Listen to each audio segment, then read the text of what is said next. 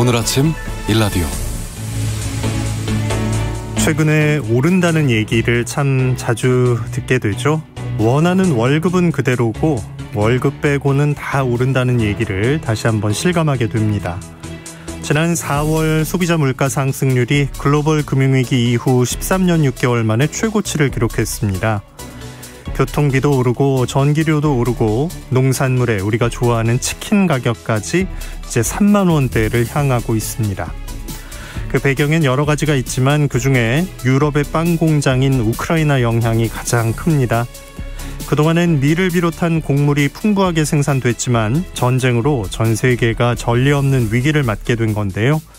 대신에 남미 농업 대국인 브라질, 또 밀 수출량 세계 2위인 인도에 시선이 집중되고 있습니다. 서민들은 긴장할 수밖에 없는 상황인데요. 과연 비상등이 켜진 우리 밥상 물가에도 영향을 주게 될지 주목하게 됩니다. 잠시 후 해외 농업 소식에서 자세히 살펴봅니다. 5월 4일 수요일 오늘 아침 일라디오 출발합니다. 저는 아나운서 김재홍입니다.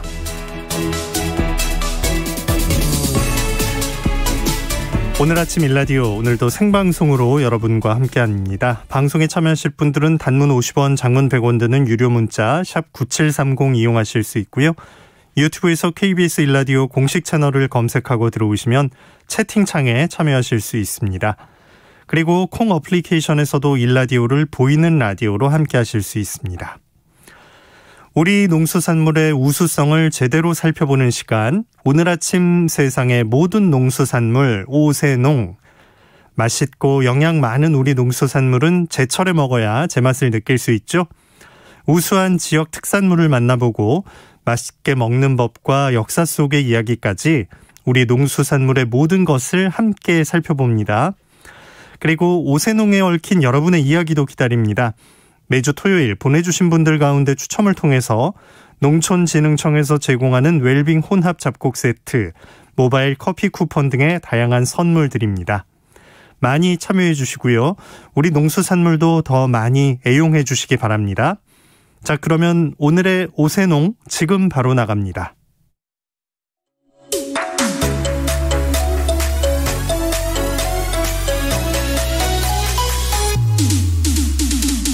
우리 땅, 우리 바다에서 자란 맛있고 건강한 우리 농수산물을 살펴보는 오늘 아침 세상의 모든 농수산물 오세농. 안녕하세요, 성우 송기원입니다. 난 네가 좋아. 너도 내가 좋니? 상큼한 초록은요 내시. 널 깨물어주고 싶어. 난 네가 좋아. 너도 내가 좋니? 널 깨물어주고 싶어. 2000년 밀레니엄 세대가 탄생한 그 해에 바로 이 엄청난 광고가 세상에 나왔고요. 뒤따라 매실 열풍이 전국을 뜨겁게 달구었죠. 덕분에 조매실이란 별명까지 얻게 된 조성모 씨의 깜찍한 표정까지 함께 떠오르시는 분들 많으실 텐데요. 이 광고 이후로 당시 음료 시장에는 생소했던 매실 음료가 붐을 이루게 됐습니다. 매실은 망매해갈, 중국의 고사성어에도 등장합니다. 삼국시대 위나라 조조가 후퇴 중에 갈증을 호소하는 군사들에게 저 언덕 너머에 매실밭이 있다 라고 거짓말을 했습니다. 그러자 군사들은 매실의 신맛을 떠올리게 됐고 입안에 침이 가득 고이면서 갈증이 달래졌다고 하네요. 매실밭, 생각만 해도 상큼하고 새콤한 맛이 느껴지시지 않으신가요? 여러분도 혹시 이런 매실에 대한 추억이 있으신가요? 특별한 사연이 있는 분들, 맛있게 먹는 방법까지 매실에 대한 모든 것, 단문 50원, 장문 100원이 드는 유료 문자 샵 9730으로 보내주세요. 추첨을 통해 행운의 선물 드리겠습니다. 내시. 널 깨물어주고 싶어. 유익한 정보와 살아있는 이야기가 있습니다. KBS 오늘 아침 일라디오. 해외 농업 소식 조윤주 외신캐스터 나오셨습니다. 안녕하세요. 네, 안녕하세요. 자, 지금 러시아의 우크라이나 침공이 길어지면서 국제 네네. 곡물 가격이 오르고 있습니다. 러시아군이 고가의 농기계에도 약탈하고 있다, 이런 주장이 나왔다고요? 네, 맞습니다. 이 러시아군이 우크라이나 침공하면서 뭐 곡물, 건축 자재, 전자기기 등 이런 것뿐만 아니라 고가의 농기계까지 약탈했다는 주장이 나왔습니다. 네. 미국의 CNN 방송은 우크라이나 멜리토폴시를 점령했던 러시아군이 농기계 판매점에서 500만 달러, 우리 돈으로 63억 원에 이르는 농기계를 훔쳐갔다고 보도했습니다. 뭐 한 대 우리 돈으로 3억이 넘는 거의 3억 7천만 원 정도 하는 그런 콤바인 수확기도 훔쳐갔다고 하는데요. CNN 방송은 농기계 장비 절도 사건이 러시아군의 운송체제가 이런 범죄에 활용되고 있다는 것을 보여주는 증거라고 그렇게 전했습니다. 네. 그런데 훔쳐간 농기계 중에서 일부는 어디로 가 있는 건지 지금 확인이 됐나요? 네. 요즘 농기계들은 그 최첨단 장비입니다, 사실. 그래서 GPS가 장착이 돼 있고요. GPS를 추적했더니 몇몇 농기계가 체첸 자치공화국에 가 있는데 우크라이나로부터 약 1,100km 정도 떨어진 곳이라고 합니다. 네, 그런데 요즘 농기계가 최첨단 장비이기 때문에 원격으로 조정이 가능하다고 합니다. 그래서 훔쳐간 콤바인 수확기 같은 경우에는 이게 이제 원격으로 움직이기 때문에 잠겨 있어서 가져가도 쓸 수가 없다는 걸 알게 됐을 거다. 잠가버렸군요. 네, 그렇다고 얘기를 하고 있습니다. 이 한 사업가는요, 농기계를 약탈한 이들이 이 컴바인 수확기의 보호장치를 무력하게 해서 러시아에서 컨설턴트를 찾은 것으로 보인다라고 얘기했고요. 그리고 이제 컴바인 수확기를 해체해서 이제 부품으로 팔아도 꽤 고가이기 때문에 그렇겠죠. 돈이 된다, 이렇게 얘기를 했다고 합니다. 네. 자, 이게 또 큰 문제가 지뢰인데 네. 농경지에도 마구잡이로 지뢰를 묻어서 인명피해도 발생하고 있죠. 네, 사망자까지 나온 상황인데요. 지난달 말에 우크라이나 수도 키우에서 서쪽을 떨어져 있는 마코비시라는 마을에서 이 감자밭에서 굉장히 큰 폭발음이 들렸습니다. 한 농부가 트랙터를 몰고 밭을 갈던 도중에 이 앞바퀴가 땅에 묻혀있던 대전차 지뢰를 건드렸습니다. 다행히 이 농부는 가벼운 상처만 입고 목숨은 건졌는데요. 지뢰 제거 전문가가 이 밭에서만 추가로 5개의 지뢰를 찾아냈다고 합니다. 영국 일간 더 타임즈는 이렇게 우크라이나 농경지에 흩뿌려진 러시아군의 지뢰로 경작이 어려지면서 세계 식량 위기가 더 커질 가능성이 있다고 전망했는데요. 이 말씀드렸던 농부는 운이 좋아서 살았습니다만 네. 트레니우 인근에서는 한 농부가 대전차 지뢰가 터지는 바람에 목숨을 잃게 됐습니다. 지뢰가 참 그렇죠. 악랄한 무기죠. 네, 맞습니다. 지금 파종 시기를 놓치면 국제 곡물 가격은 더 오를 거라는 소식 지난주에도 말씀드렸었는데 농부들이 진짜 목숨 걸고 농사를 지어야 하는 그런 상황이 돼버렸네요. 맞습니다. 뭐 지뢰뿐만 아니라 불발탄, 부비트랩 이런 여러 가지 무기 때문에 키우 북부, 서부에서 다수의 인명피해가 발생하고 있는데요. 러시아군이 이제 퇴각하면서 이런 것들을 이제 심어놓고 간 겁니다. 주요 피해자는 농부가 될 수밖에 없는데요. 농경지에 설치한 지뢰는 인명피해 외에도 수확량에도 차질을 빚을 수 있다고 더 타임스가 전했습니다. 우크라이나 농부들은 2월 24일 시작된 이 러시아군의 침공으로 말씀하신 것처럼 파종 시기를 놓친 데다가 뒤늦게라도 농사를 지으려고 하는데 이제는 지뢰가 무서워서 농사를 짓기가 엄두가 안 나는 상황이 된 거죠. 우크라이나는 뭐 여러 차례 말씀드렸습니다만 흑토지대이기 때문에 유럽의 빵 공장으로 불릴 정도로 밀을 비롯한 다양한 곡물들이 풍부하게 생산이 됐는데 전쟁이 터지면서 농업이 전례 없는 위기를 겪고 있습니다. 유엔은 올해 우크라이나 농업 생산량이 예년보다 20% 감소할 것으로 추정했는데요. 뭐 감소폭이 크면은 30%도 될 수 있다는 전망까지 나오고 있습니다. 네. 소득의 대부분을 식료품 지출로 쓰는 저소득 국가 쪽 타격이 먼저 좀 닥쳐오겠네요. 네, 일단 우크라이나의 자급자족 능력뿐만 아니라 이제 수출에 의존하는 전 세계 국가들이 큰 영향을 받을 것으로 보이는데요. 곡창지대 수확량 감소는 당연히 가격 폭등으로 이어집니다. 유엔 식량농업기구가 3월 달에 세계 식량 가격 지수를 발표했는데요. 전월 대비 12.6% 상승했는데 1990년 관련 통계를 집계한 이후 역대 최고치를 찍었습니다. 말씀하신 것처럼 필연적으로 가장 먼저 그리고 가장 많은 타격을 받는 쪽은 최빈곤층입니다. 그래서 국제통화기금 총재도 우크라이나 전쟁으로 아프리카는 더 굶주리게 됐다 이렇게 설명을 했습니다. 네. 러시아와 우크라이나 세계 밀 공급량의 14% 차지하는 그런 두 나라인데요. 이 중에서 소말리아는 밀 소비량의 90%를 러시아와 우크라이나에 의존하고 있습니다. 콩고, 마다가스카르는 80%, 70%를 각각 의존하고 있는데요. 러시아군이 남겨놓은 지뢰가 세계 식량 위기를 촉발하는 또 다른 뇌관이 되고 있습니다. 네. 자, 남미 농업대국 브라질이 지금 최근에 주목을 받고 있다고 하는데 어떤 네. 얘기입니까? 영국의 시사주간지 이코노미스트가 이번 주에 보도한 내용인데요. 이 브라질이 세계적 식량난에 도움이 될 수 있을까라는 제목을 통해서 브라질의 식량 증산 추세를 분석을 했습니다. 브라질은 올해 첫 2달간 작년 전체보다 더 많은 밀을 수출했다고 하는데요. 덕분에 브라질은 만성 식량 수입국에서 세계 4위 식품 수출국으로 변신했습니다. 우크라이나 전쟁 때문에 이제 브라질의 밀 수출량이 크게 늘긴 했습니다만 우크라이나 공백을 메우기는 역부족일 것 같다라고 이코노미스트가 전망했습니다.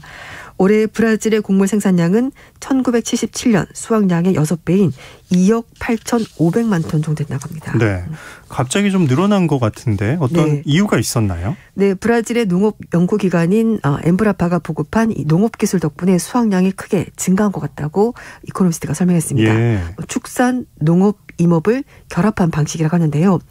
기존보다 더 적은 토지를 쓰면서 이 브라질의 평균 대비 5배 더 많이 생산할 수 있는 기술입니다.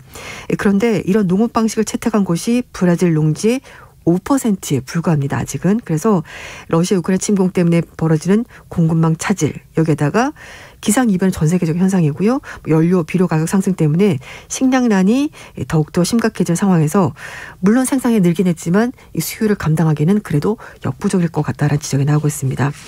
그리고 또 하나는 이 아마존 파괴, 기후변화를 막기 위한 국제사회 약속도 있기 때문에 브라질이 곡물 생산을 빠르게 늘릴 수는 없을 거다라는 전망도 있습니다. 네.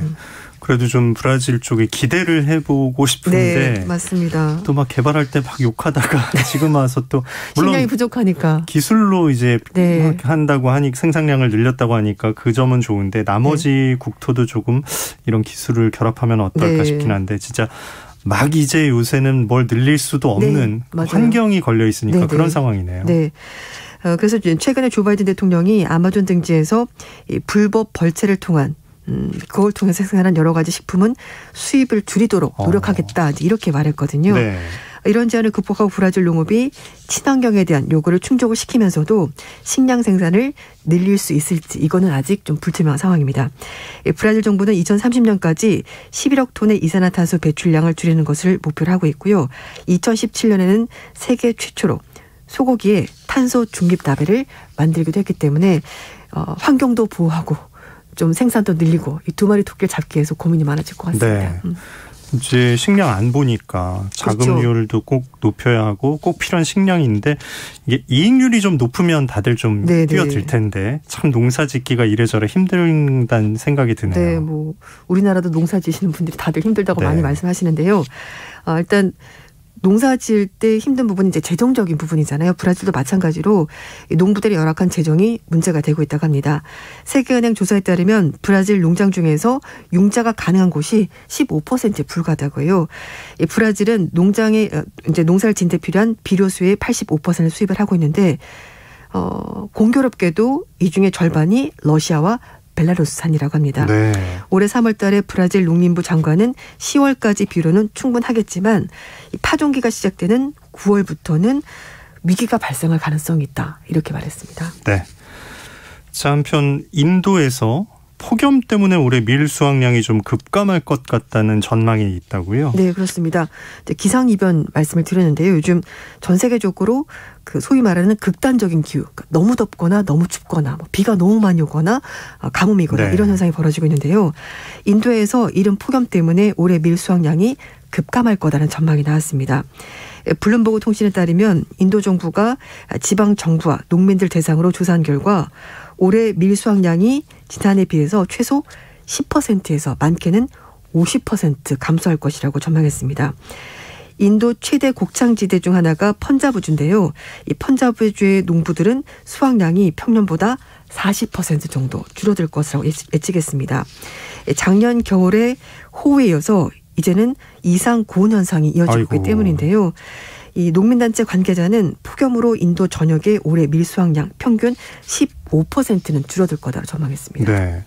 인도는 밀을 언제 수확하나요? 인도의 밀 수확기는 지금입니다. 3월부터 5월인데요. 이 시기의 밀은 온도에 굉장히 민감하다고 합니다. 인도는 더위가 본격적으로 찾아오기 전에 이제 봄철에 밀을 수확하는데요. 인도 기상청에 따르면 뉴델리 등은 지난 3월부터 역사상 가장 이른 폭염을 보이고 있다고 합니다. 네. 인도의 3월 평균 최고 기온은 33도인데요. 1901년 기상관측 이후에 121년 만에 가장 높은 기온을 기록했습니다. 4월은 35도로 역대 네 번째를 기록했고요. 인도 기상청은 4월에 최고 기온이 47도까지 오르는 등 때이른 폭염이 찾아왔다고 설명했는데요. 이번 달에도 최고 기온이 50도까지 치솟는 등 이상 고온 현상이 이어질 것으로 기상청이 전망했습니다. 인도는 밀 수출량 세계 2위 국가일 정도로 수확량이 굉장히 많은 국가인데요. 그동안의 밀은 자국 내에서 대부분 다 소비를 했습니다. 그런데 말씀인 것처럼 우크라이나 전쟁 때문에 인도가 유럽 등으로 밀을 수출하겠다는 계획을 세웠는데 이 폭염 때문에 작년보다 밀 수출량이 좀 늘지 못하고 결국은 국내 수요 충족시키는 것도 좀 부족하지 않겠나 이런 전망까지 나오고 있습니다. 계획대로 되질 않네요. 네, 맞습니다. 자, 지금 또 해바라기유 수출 차질로 식용유 공급에도 비상이 걸려 있죠. 네, 맞습니다. 세계 최대 해바라기유 수출국인 우크라이나 전쟁이 장기화되면서 세계 곳곳에서 식용유 공급 비상이 걸렸습니다. 유럽에 있는 슈퍼마켓 체인들은 식용유 구매 개수를 제한하고 있고요. 기업체들은 대체제 찾기에 분주한 모습입니다. 뉴욕타임즈는 영국, 스페인, 그리스, 터키, 벨기에 등의 슈퍼마켓 체인들이 식용유 구매 개수를 제한하고 있다고 전했습니다. 세계 해바라기 공급의 75% 차지하고 있는 우크라이나와 러시아 때문에 이제 결국은 식용유 가격이 줄줄이 오르고 공급마저 차질을 빚고 있는데요. 해바라기의 85%를 우크라이나 수입하고 있는 영국의 대형마트 테스코에서는요. 식용유를 인당 최대 3병까지밖에 살 수 없다라고 안내문을 붙였다고 합니다. 또 다른 슈퍼마켓도 1인당 최대 2병까지만 식용유를 살 수 있도록 구매를 제한하고 있습니다. 네. 우크라이나 전쟁 발발 이후에 식용유 가격이 얼마나 오른 겁니까? 네. 런던에서 레스토랑 운영하는 한 관계자는요. 해바라기유 20리터 가격이 22파운드, 우리 돈으로 한 3만 5천 원 정도 했는데 지금은 42.5파운드, 6만 7천 원. 2배. 2배네요. 2배. 네. 근데 이 재료 가격이 이렇게 올랐으니까 이제 음식 가격은 더 오르게 되겠죠. 그래서 어떻게 해야 될지 모르겠다 이렇게 얘기를 하고 있고요. 영국의 소매업협회 대변인도 우크라이나 전쟁으로 공급이 차질을 빚어지면서 업체들이 지금 구매를 제한하고 있다고 설명했습니다. 그래서 일부 기업들은 해바라기 대신에 팜유, 콩기름으로 대체하기 위해서 제조법까지 바꾸고 있다고 하는데요. 영국의 식음료 연맹 관계자는 해바라기의 4분의 1이 세계 시장에서 사라졌다 이렇게 표현하면서 우크라이나에 얼마나 많은 해바라기 씨앗이 심어져 있는지 또 시장에 얼마나 많은 수확이 나올 수 있을지 앞으로가 더 불투명한 상황이라고 설명했습니다. 네. 미국에서도 공급 차질 우려하는 목소리가 점점 커지고 있는데요. 미국의 제빵협회 회장은 제빵사들이 사용하는 3대 식용유 수출 시장 중 하나인 우크라이나산 해바라기유 그리고 인도네시아산 팜유 이 두 곳이 완전히 혼란에 빠졌다. 네. 이렇게 얘기를 하고 있습니다. 인도네시아도 팜유 수출 지금 제한하고 있거든요. 그러니까요. 정부가 콩기름 재고를 바이오 디젤 생산 대신에 이제는 식품으로 돌리도록 조치를 취해야 한다. 이렇게까지 말했습니다. 미국 농무부에 따르면 작년에 우크라이나의 주요 수출 시장에는 인도, 중국, 중동, 북아프리카, 유럽연합 이런 나라가 포함되어 있는데요. 사실 전쟁 때문에 영향을 받지 않는 나라가 없다고 말해도 과언이 아닌 것 같습니다. 네. 해외 농업 소식 주윤주 외신 캐스터와 함께했습니다. 고맙습니다. 네, 감사합니다.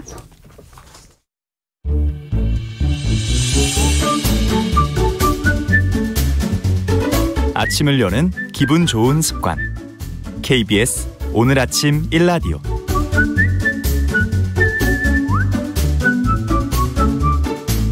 최신 글로벌 트렌드를 전합니다. IT 브리핑 김덕진 미래사회 IT연구소 소장과 함께합니다. 안녕하십니까? 네, 안녕하세요. 반갑습니다. 김덕진입니다. 네, 자 이번 주부터 이제 야외 마스크를 이제 우린 벗을 수 있게 됐는데 네. IT 업계는 코로나19 지금 이제 시점에서 어떤 변화가 있습니까?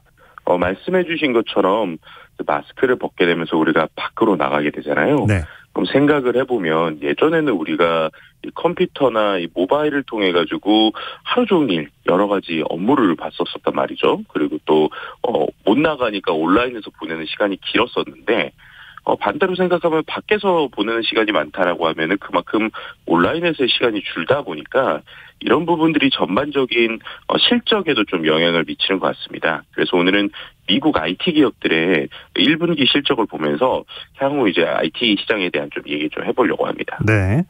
자, 그러면 1분기 미국 IT 기업 실적 발표는 어떻게 나왔습니까? 네, 주요 IT 기업들의 실적 발표가 진행되고 있는데, 예전에는 두 자릿수 이상의 성장을 보이던 것들이 좀 주춤하기 시작했다. 이렇게 설명을 드릴 수 있을 것 같습니다. 네. 물론 매출은 여전히 높습니다. 예를 들면 애플 같은 경우에는 지난 1분기 매출이 역사상 3번째로 높았거든요.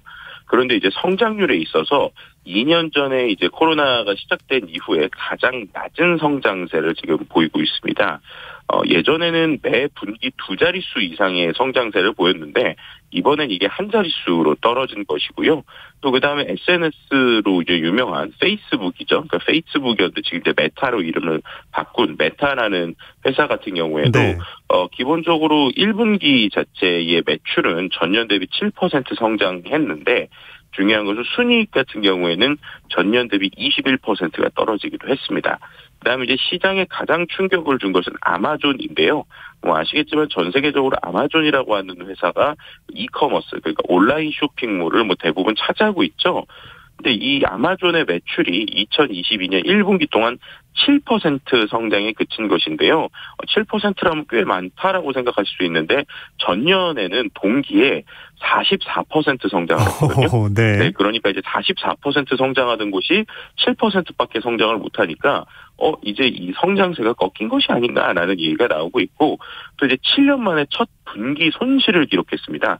그러다 보니까 넷플릭스와 함께 아마존 실적이 시장에 좀 충격을 안기고 있다고 이렇게 설명드릴 수 있을 것 같습니다. 계속 이제 뻗어나갈 거라고 생각했는데 아마존이 이렇게 되니까 진짜 사람들이 많이 놀랐겠어요. 네, 맞습니다. 이제 코로나 팬데믹의 가장 큰 특수라고 했었던 회사가 이 아마존이라고 할 수 있는데, 어떻게 보면은 이제 온라인 소비가 늘어난 것이 오프라인으로 돌아가고 있다라고 하는 것을 정확하게 보여주는 것이 아닐까라고 싶고요. 또 이제 앞서도 얘기했지만 전쟁이나 혹은 글로벌 공급망 혼란이나 아니면 또 이번 지금 시즌 동안에 인건비가 상당히 많이 올랐는데, 이러한 인건비 상승 같은 거를 다 있다 보니까 결국 사람들이 쓰는 건 적어지고 그리고 비용은 커지는 이런 형태들 때문에 어떤 매출이 좀 줄어들고도 있고 순이익도 이제 떨어지고 있다. 이렇게 설명드릴 수 있을 것 같은데요. 그래서 이제 아마존 같은 경우에는 4월 초에 이제 그 회원제 서비스를 하고 있는 부분에 대해서 미국에서 추가 요금을 한 5% 정도를 또 상승을 시켰습니다. 그럼에도 불구하고 이러한 전반적인 추세에서는 도움을 많이 준 것 같지는 못하고요. 결국에는 이러한 흐름들이 아마존뿐만 아니라 온라인 소비에 대한 것들이 전체적으로 좀 줄어들고 있다. 그리고 오프라인으로 가고 있다라고 볼 수 있는데 코로나 이제 미국에서는 이제 코로나 팬데믹이라고 표현할 때 그 여파가 한 4분기부터 이제 작년부터 좀 줄기 시작을 했잖아요. 예. 작년 4분기에 온라인 소매 점유율이 과거에 한 15% 정도 같은 게 12%로 한 3% 정도 온라인의 비율이 떨어졌거든요. 그만큼이나 사람들이 오프라인으로 좀 많이 돌아가고 있다. 이렇게 설명드릴 수도 있을 것 같습니다. 네. 그 외에도 이제 코로나 때는 좀 잘 나갔었는데 주춤하는 IT 기업 어디가 있습니까? 일단 또 한 곳이 이제 무패 신화라고 할 수 있을 정도의 구글의 자회사죠. 알파벳 같은 경우에도 이제 저조한 실적을 기록하게 됐는데요. 이제 알파벳은 여러 가지 키워드나 숫자가 있지만 두 가지 정도로 핵심적으로 볼 수 있을 것 같은데, 네. 첫 번째 역시 유튜브라고 하는 어떻게 보면 그들의 가장 돈을 지금 많이 벌어다 주는 유튜브의 수익이 조금씩 떨어지기 시작했다는 것입니다. 이 역시도 이제 어떻게 보면 앞서서 있었던 온라인 쇼핑이 줄은 것과 똑같은 맥락이라고 보시면 될 것 같은데요. 사람들이 유튜브를 보는 시간이 정말 코로나 때 많이 늘어났는데 밖으로 조금씩 돌아다니다 보니까는 역시 유튜브에 대한 그 시청 시간이 줄면서 자연스럽게 광고비 역시도 좀 떨어지고 있다라고 설명드릴 수 있을 것 같고요. 또 한 가지 이제 알파벳에는 앞서서도 말씀하셨던 러시아와 우크라이나의 전쟁도 또 포함이 됩니다. 왜냐하면 기본적으로 각 지역별로 그 사업을 유튜브에서 하고 있는데 러시아 쪽에서도 생각보다 이제 많은 사람들, 또 러시아나 우크라이나에서도 유튜브를 많이 보고 있었는데요. 그런 부분에 있어서 특히나 이제 러시아 정부 같은 경우는 러시아와 관련된 방송 자체가 유튜브에서 지금 송출되는 것을 막기도 하고 현지 영업도 중단되다 보니까 결국 이런 부분들이 수익성에도 영향을 미치고 있다. 뭐 이렇게 표현 드릴 수 있을 것 같습니다. 네. 이 회사들은 진짜 발등에 불이 떨어졌고 아직은 괜찮아도 이제 이런 거 보면서 다음을 걱정하는 회사들은 어디가 있을까요? 네, 뭐 그나마 이제 실질적으로 애플이나 마이크로소프트 같은 경우에는 기본적으로 그래도 좀 버틸 수 있었던 게 뭐 지금까지 말씀드렸던 거는 이제 소프트웨어, 그러니까는 우리가 뭐 기계를 사거나 이런 건 아니고 보거나 뭐 사거나 이런 회사들인데요. 그런데 이제 기계를 파는 하드웨어를 파는 애플, 뭐 마이크로소프트 같은 경우는 그나마 조금 이제 어느 정도 또 이번에는 좋은 성과들이 나오고 있어요. 근데 그럼에도 불구하고 이들도 주가 같은 경우에는 조금씩 하락을 했었는데 왜 그런가 봤더니 1분기는 괜찮았는데 2분기가 걱정된다는 시장의 심리입니다. 지금 2분기이기도 하죠. 그중에 가장 핵심 중에 하나 이제 중국발 셧다운이라고 볼 수 있을 것 같은데요. 이제 기기를 이제 판매를 하거나 우리가 이제 보통 뭐 수출 수입을 하시는 분은 알겠지만 이제 중국이 세계 공장이라고 불리는 부분이 있잖아요.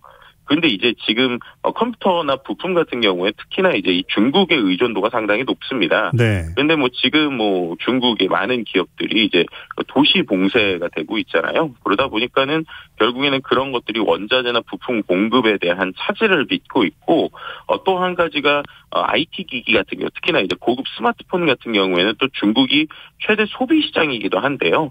결국에는 지금 이러한 중국 자체가 막히다 보니까 거기에서의 뭐 기기에 대한 부품을 수입해 오거나 혹은 완제품을 수출하는 이 모든 길이 막혀 있어서 2분기에 대한 불안감들을 계속 비치고 있는 상황이다. 이렇게 설명드릴 수 있을 것 같습니다. 참 예상하기 어려웠을 거예요. 뒤늦게 중국이 이렇게 여러 곳이 봉쇄되니까 판매도 판매고 공급에 대한 어려움이 있는 거군요. 네, 맞습니다. 특히 이제 이런 부분은 우리나라 업체들에도 영향을 미치고 있는데요. 삼성전자나 LG전자 같은 국내에서 노트북을 아주 잘 판매하는 업체들 같은 경우에도 지금 아마 최근에 노트북 구매하시는 분들은 아마 느끼실 텐데요. 최대 한 달 정도까지 지금 딜레이가 되고 있는 상황입니다. 지연이 되고 있는 것이죠. 그게 결국에는 지금 원래 이제 LG나 삼성 같은 경우가 이른바 이제 신학기 혹은 이제 코로나 이후에 여러 가지 뭐 프로모션이나 아니면 뭐 이벤트들을 만들고 있는데 그런 부분에서 결국에는 노트북이 이제 제때 공급이 안 되다 보니까 최대 한 달 정도 계속 지금 미뤄지고 있는 상황이고요. 또 이제 그뿐만 아니라 우리나라뿐만 아니라 이제 중국 바로 옆에 있는 대만 같은 경우에도 이런 노트북을 상당히 잘 판매하는 에이수스 같은 회사들이 있는데 이 회사들은 아예 신제품 출시 자체를 한 분기 늦추는 뭐 이러한 현상들도 나오고 있습니다. 결국에는 봉쇄 조치가 풀릴 때까지는 이게 생산 지연이 계속적으로 좀 있을 것이다. 라고 생각하고 있고 과연 이제 봉쇄가 언제 끝날까라는 것들이 이런 IT 회사들의 2분기 실적에 상당히 큰 영향을 미치게 된다고 이렇게 설명드릴 수 있을 것 같습니다. 네. 기업은 이익을 내야 되는데 이런 변수가 생기는 걸 보면서 중국을 좀 벗어날까 이런 생각도 하게 되겠어요. 네, 맞습니다. 실제로 이제 상하이가 봉쇄되다 보니까 일부 기업들은 탈중국 좀 고민하고 있는 것으로 보이고 있고요. 특히나 이제 그 애플 같은 경우에는 이번에 중국이 이렇게 되다 보니까 최대한 10조 원 정도 손실 예상이 되고 있거든요. 그러니까 결국에는 이런 것들을 해결하기 위해서 베트남이나 인도를 애플의 공급망으로 좀 주목받고 있는 부분들이 지금 계속적으로 나오고 있습니다. 그래서 결국 중국을 대체할 수 있는 베트남이나 인도에 대한 기대들도 최근에 좀 늘어나고 있다. 뭐 이렇게 설명드릴 수 있을 것 같습니다. 네. 우리가 굳이 걱정해 줄 일인가 싶긴 한데 돈이 그래도 많은 건 맞잖아요. 네, 그렇죠. 10년 정도 이제 지속된 미국 중심의 글로벌 IT 기업들의 성장이 있었는데 앞으로 어떻게 될까? 전망들은 어떻습니까? 그러니까 이게 이제 핵심일 것 같은데 예전에는 그냥 IT 회사 아니면은 뭔가 이제 실리콘밸리의 미국 회사 그러면은 묻지도 따지지 않고 무조건 잘 된다 뭐 이런 믿음이었는데요. 확실히 이렇게 지금 소프트웨어나 하드웨어의 변화에 따라서 이제는 잘 되는 회사는 잘 돼도 옥석이 좀 가려지고 있다 이렇게 표현드릴 수 있을 것 같습니다. 그래서 뭐 투자를 하시거나 아니면 그 기업들의 미래를 보실 때 이제 무조건적인 잘 되는 시대는 좀 끝나가는 것 같다 이렇게 해석을 할 수 있을 것 같습니다. 네. 최신 글로벌 트렌드를 알아보는 IT 브리핑 김덕진 미래사회 IT 연구소 소장과 함께했습니다. 고맙습니다. 네, 감사합니다. 자, 오늘 전국이 대체로 맑겠지만 대기는 건조하고 바람이 강하게 불겠습니다. 아침 최저 기온이 서울은 12도, 춘천 7도, 대구 9도의 분포인데요. 낮 기온은 많이 올라서 서울 25도, 대구 27도, 광주 26도로 어제보다 4도가량 높겠습니다. 동쪽 지역은 특히 강릉 29도까지 오르면서 이른 더위가 찾아오겠습니다. 오늘 먼지 걱정 없이 맑은 하늘 느끼기 좋겠는데요. 동해안 지역은 건조한 날씨에 바람이 강하게 불겠습니다. 오늘 아침 일라디오 듣고 계십니다. 지금 시각은 6시 45분입니다.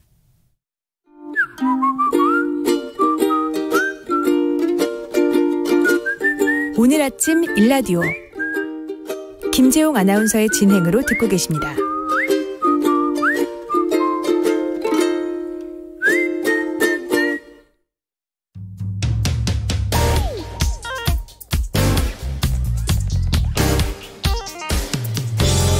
오늘 아침 뉴스 브리핑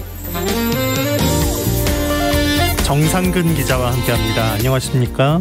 네, 안녕하십니까? 네, 검찰 수사권 조정 법안이 어제 공포됐죠? 네, 이 검찰 수사권을 조정하는 내용의 형사소송법 개정안이 어제 국회 본회의를 통과하고 국무회의까지 모두 통과를 했습니다. 이로써 민주당이 추진했던 검찰 관련 법안이 모두 통과됐고요. 여기에 중대범죄수사청 관련 논의를 맡게 될 사법개혁특별위원회 구성 결의안도 처리가 됐습니다. 관련 법안은 넉 달 유예 후 9월부터 시행이 되는데요. 이로써 검찰의 직접 수사 분야가 축소돼서 앞으로 검찰이 수사를 개시할 수 있는 범죄는 기존의 6대 중대범죄 중 뇌물 등 이 부패범죄와 대기업 금융 등 경제범죄 이렇게 두 가지로만 제한이 됩니다. 다만 6월 지방선거를 고려해서 올해 말까지는 검찰도 선거사범을 수사할 수 있도록 했습니다. 또 검찰이 수사를 하더라도 수사검사와 기소검사를 분리하도록 했습니다. 그리고 경찰 수사 중 시정조치 요구가 이행되지 않았거나 위법한 체포 구속이 이루어진 경우에는 검찰이 보완 수사를 요청할 수 있는데요. 다만 경찰 수사에 대해서는 고소인 등이 이의 신청을 할 수 있고 고발인은 이의 신청을 할 수 없도록 됐습니다. 네. 정치권 반응은 크게 엇갈렸죠? 네, 민주당은 이번에 통과된 검찰 관련 법안들은 검찰 정상화법이라며 국민을 위한 권력기관 정상화의 성과라고 말했습니다. 그러면서 오늘의 성과는 대한민국 사법체계 전환을 위한 역사적 의미를 갖는다라고 밝혔습니다. 문재인 대통령도 검찰 수사의 정치적 중립성과 공정성, 선택적 정의에 대한 우려가 여전히 해소되지 않았고 국민의 신뢰를 얻기에 충분하지 않다라는 평가가 있었다라며 국회가 수사와 기소의 분리에 한 걸음 더 나아간 이유라고 말했습니다. 반면 국민의힘은 민주당은 모든 탈법과 편법, 꼼수를 자행하면서 국회법을 사문화시켰다라고 비판했고요. 본회의 처리 직후 청와대로 가서 국무회의 시간을 옮긴 건 또 다른 꼼수라면서 문재인 대통령은 최소 공모자라고 주장했습니다. 대검찰청은 국무회의 의결 후 곧바로 헌법상 적법 절차 원칙이 준수되지 않아서 참담하다며 헌법소송 등 법적 대응 방침을 밝혔습니다. 네. 김인철 사회부총리 후보자는 자진 사퇴했다고요? 네, 김인철 사회부 총리 겸 교육부 장관 후보자가 어제 자진 사퇴했습니다. 김인철 후보자는 어제 오전 청문준비단 사무실 앞에서 긴급 기자회견을 열고 이 국가와 사회로부터 받은 혜택을 마지막 봉사를 통해 돌려드리고 싶었지만 많이 부족했다라면서 어떤 해명도 변명도 하지 않겠다라고 말했습니다. 다만 기자들의 질문에는 마지막 품격을 지켜달라라며 답변을 하지 않았습니다. 김인철 후보자는 윤석열 정부 장관 후보자 중 첫 낙마 사례가 됐는데요. 그동안 본인이 풀브라이트 장학회 동문회장 등을 역임할 때 두 자녀가 장학생으로 선발돼서 아빠 찬스 의혹을 받았고 또 한국외대 총장 재임 시절 벌어진 교비 횡령 의혹 그리고 군 복무기간과 석사기간이 겹쳤다라는 의혹 등이 제기됐습니다. 여기에 접대부가 나오는 술집에서 제자의 논문을 심사했던 사실이 알려지면서 더 버티지 못한 것으로 보입니다. 네. 정호영 보건복지부 장관 후보자 청문회에서는 어떤 얘기들이 나왔나요? 네, 정호영 후보자 청문회에서는 자진 사퇴 요구가 쏟아졌습니다. 이 고민정 의원은 국민의힘에서도 자진 사퇴를 요구하고 있다라고 말했고요. 강병원 의원은 이 김인철 후보자가 사퇴했는데 본인은 언제 사퇴할 것이냐라고 묻기도 했습니다. 그러나 이에 대해 정호영 후보자는 안타깝고 송구스럽다라면서도 이 도덕적, 윤리적으로 문제는 없다라며 자진 사퇴를 거부했습니다. 한편 민주당은 정호영 후보자가 제출을 거부했던 아들의 군 면제 관련 진료 기록을 제출이 됐는데 국민의힘이 이를 먼저 보겠다고 나서면서 실랑이가 벌어졌습니다. 이후 민주당은 이 정호영 후보자 태도와 자료 제출 비협조를 비판하며 청문회장에서 퇴장하기도 했는데요. 이에 대해 국민의힘은 민주당이 검증에 실패하자 퇴장했다라면서 민주당을 비판하기도 했습니다. 네. 인수위원회에서는 국정과제를 발표했다고요? 네, 대통령직 인수위원회는 어제 윤석열 정부가 국정 운영의 근간으로 삼을 국정 비전 그리고 국정 과제를 발표했습니다. 안철수 인수위원장은 먼저 이 새 정부의 국정 비전을 다시 도약하는 대한민국, 함께 잘 사는 국민의 나라라고 정했다고 밝혔고요. 이 국가 경쟁력을 회복하고 선진국으로 재도약하자는 의미와 이 국민 개개인의 삶이 나아지는 나라를 실현하고자 하는 뜻을 담았다라고 밝혔습니다. 또 이 공직자들의 행동 규범인 이 국정운영 원칙은 국익, 실용, 공정, 상식 등 4가지로 축약했고요. 상식이 회복된 반듯한 나라, 민간이 끌고 정부가 미는 역동적 경제, 따뜻한 동행, 모두가 행복한 사회, 자유가 창의로 만드는 담대한 미래, 자유, 평화, 번영에 기여하는 글로벌 중추국가, 대한민국 어디서나 살기 좋은 지방시대 등을 6대 국정목표로 제시했고 국정목표 아래 110가지 세부 국정과제도 발표했습니다. 네. 자, 물가가 참 많이 올랐어요. 네, 이 4월 소비자 물가 상승률이 2008년 10월 금융위기 이후 최고 수준인 4.8%가 나왔습니다. 우크라이나 사태 이후 국제 에너지 가격이 급등한 데다가 전기요금 인상, 또 계속되는 글로벌 공급망 차질, 수요 회복 등이 맞물리면서 물가가 가파르게 올랐는데요. 이 소비자 물가 상승률은 지난해 10월 3%대로 올라선 뒤 5개월간 3%대를 유지하다가 올해 3월 4%를 넘어섰는데 지난달에는 4% 후반까지 뛴 상황입니다. 네. 지난달 물가 상승은 역시 석유류 등 공업 제품과 이 개인 서비스가 견인했습니다. 이 석유류가 34.4% 올랐고요.